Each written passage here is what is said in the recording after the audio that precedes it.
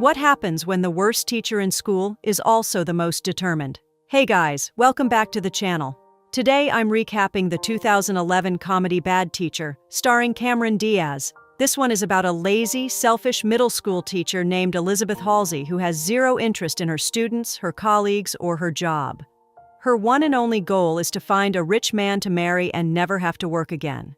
But when that plan falls apart, she hatches a new scheme. What follows is a string of schemes, lies, and questionable decisions. So without further ado, let's break down every terrible move Elizabeth makes to get what she wants. The movie opens with the faculty at John Adams Middle School celebrating the end of another school year.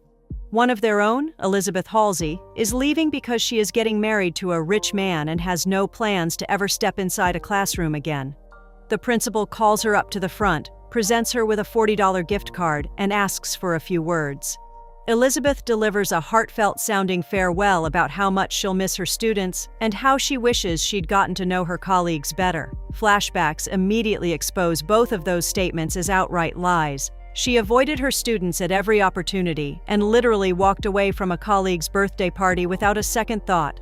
She wraps up the speech by declaring she doesn't need a blackboard or a classroom to set an example. Then she strolls out to the parking lot, lights a joint, and nearly drives her car directly into the school bus on her way out the gate.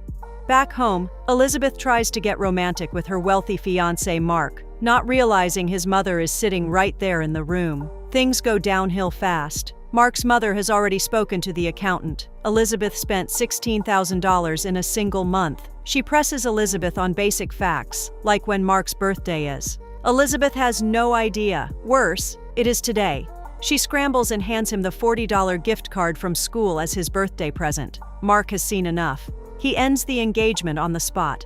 Elizabeth tries desperately to save it, even claiming she is pregnant, but Mark does not buy it. She has to give back the ring and start over from scratch. 3 months later, Elizabeth is back at Jams, this time without Mark's luxury car and without a plan. In the corridor, she bumps into Amy Squirrel, the aggressively enthusiastic teacher from across the hall, who immediately makes it clear that last year's bare minimum approach is not going to fly anymore. Elizabeth barely listens. She sits in her classroom flipping through a magazine, circling pictures of women with surgically enhanced figures, already calculating her next move.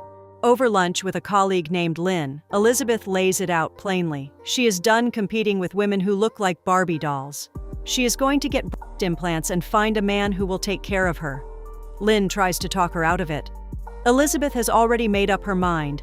The next morning, she arrives at school visibly hungover, wheels a TV to the front of the classroom, puts on a movie, and goes to sleep at her desk in front of 25 seventh graders. The students seem delighted. After class, Russell Geddes, the school's gym teacher, finds her in the hallway. He is charming, self-aware, and persistent. He asks her out for a bite to eat. Elizabeth asks if he is still a gym teacher. He says yes. She says no. Things pick up when a handsome new substitute teacher named Scott Delacourt appears in the hallway. Elizabeth clocks his watch immediately. A Jaeger-LeCoultre, a family heirloom, his grandfather designed it. In other words, money. She turns on every bit of charm she has. Scott is polite and receptive, and Elizabeth learns he is single and recently out of a long relationship. Meanwhile, she visits a plastic surgery clinic and gets the pricing. $9,300 for the procedure. She calls Mark, her roommate, and every contact in her phone looking for a loan. Nobody bites. Then a student mentions that last year's school car wash raised $6,000. Elizabeth immediately volunteers to run it. On the day of the car wash, Elizabeth shows up in a bikini and runs the most provocative fundraiser in the school's history. Scott swings by and the chemistry is obvious, though he tells her he is not ready to date. The event pulls in nearly $7,000. Amy, who catches Elizabeth pocketing some of the cash, reports it to the principal. But without hard evidence, he dismisses the accusation and tells Amy to take some pointers from Elizabeth instead. Back in class, Elizabeth discovers that the teacher whose students score highest on the state standardized test receives a $5,700 bonus, and Amy wins it every single year. That changes everything. Elizabeth removes the TV from her classroom, assigns To Kill a Mockingbird on the spot, starts giving quizzes, and runs her lessons with the intensity of a coach preparing for a championship. She also begins charging parents for private tutoring, works every angle she can think of, and stashes the cash in a jar labeled New Tits. Amy, sensing competition, gets a student to tell her that Elizabeth smokes marijuana in class. She brings it to the principal. He refuses to act without hard evidence. Elizabeth, meanwhile, is losing ground on the test results. Her students are still not ready. Desperate, she disguises herself as a journalist named Marjorie Goodman and arranges a meeting with Carl Hallaby, the state official who oversees the standardized tests.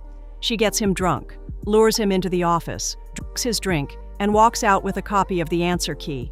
The results land, and the school is stunned. Elizabeth's class has the highest scores in the district. She collects the $5,700 bonus. Amy suspects immediately, but can't prove anything yet. Elizabeth books her surgery appointment and starts plotting her next move. She learns that Scott and Amy are due to chaperone an upcoming field trip together, a development she cannot allow, so she coats an apple with poison ivy and leaves it on Amy's desk. Amy ends up covered in blisters and can't go. Elizabeth takes her place on the trip, spending the whole time positioning herself next to Scott. By the end of it, she sends Amy a video of herself and Scott together in a compromising moment, just to twist the knife. While Elizabeth is fixated on Scott, Amy is building a case. She swaps desks with Elizabeth, so the janitor unknowingly gives her access to Elizabeth's drawers. Inside, she finds the fake journalist disguise and a copy of the practice test, which points directly to how Elizabeth's class scored so well. Amy tracks down Carl Hallaby and convinces him to testify against Elizabeth. Things are closing in, but Elizabeth has already mapped out her exit. She visits her roommate Kirk and hands him compromising photographs of Carl. Kirk pays Carl a visit and makes it very clear that if he testifies against Elizabeth, those photos go public. Carl quietly changes his story. The investigation goes nowhere. Elizabeth walks free. Amy is not finished. She brings a new accusation, drug use on school grounds, based on a tip from a student Elizabeth had been coaching for extra credit. The police arrive with a sniffer dog and run a thorough sweep of the building. The dog moves through the hallways, into classrooms, past lockers, and makes a beeline straight for Amy's classroom. It sniffs out Elizabeth's hidden stash of small liquor bottles and marijuana tucked inside a secret compartment behind a desk drawer. The problem? Amy forgot to switch the desks back after her investigation. The contraband is registered to the wrong teacher's room. Amy is arrested on the spot, led out through the school corridor in handcuffs, and transferred to another school. The principal's glass dolphin figurine, a gift from Elizabeth placed carefully on his desk weeks earlier, remains exactly where it is. With Amy gone and the cheating accusation buried, Elizabeth sits across from Scott and waits for things to fall into place. But the more time she spends with him, the clearer it becomes that Scott is not someone she actually wants. He is polite. He is boring. He has no edge. She turns him down when he tries to restart things between them. There is one moment during all of this that cracks Elizabeth open slightly. A student named Garrett has been nursing a crush on a popular girl named Chase. He reads a poem about it in class. Elizabeth pulls him aside afterward and gives him a brutal but honest assessment. Chase is not going to date him, and setting himself up for it is only going to hurt him. Then in the hallway, when Garrett's classmates start making fun of him, Elizabeth strides over, hands him her bra, and announces to the crowd that she caught him with a girl. The mockery stops. Russell, who witnesses the whole thing, gives her a long look. He has been watching her all year, and this is the first time she has done something purely for someone else.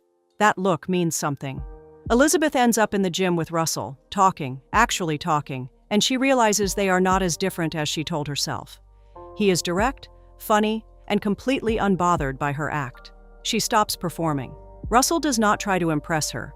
He just is what he is, and it works. After everything is settled, Elizabeth decides against the surgery. She cancels the appointment and does not look back. She applies for a new position at JAMS, guidance counselor, and gets it. On her first day in the new role, she walks down the corridor with a different kind of purpose, Scott behind her and Russell ahead of her, and she chooses the direction that actually feels right. The film ends.